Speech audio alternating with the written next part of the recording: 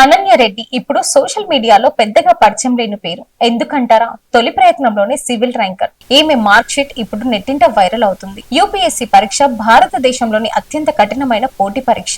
UPSC పరీక్షల్లో ఉత్తీర్ణత సాధించాలని చాలా మంది కలలు కంటారు. అలాగే ఐఏఎస్, ఐఎఫ్ఎస్, ఐఆర్ఎస్ లేదా ఐపీఎస్ అధికారి కావాలని ప్రతి ఏడాది వేలాది మంది ఈ పరీక్ష రాస్తారు. కానీ వారిలో కొంతమంది విజయం సాధిస్తారు. అలాంటి వారిలో ఒకరు అనన్య రెడ్డి.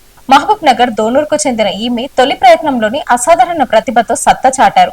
మార్క్ షీట్ ప్రస్తుతం నెట్టింట వైరల్ అవుతుంది. సివిల్ తుది ఫలితాల్లో అనన్య 3వ ర్యాంక్ సాధించారు. ఈ ర్యాంక్ కోసం తను ప్రతిరోజు 12 నుండి 14 గంటలు చదువుకుంటూ ఎవరి దగ్గర శిక్షణ తీసుకోకుండానే ఈ ఘనతను సాధించింది.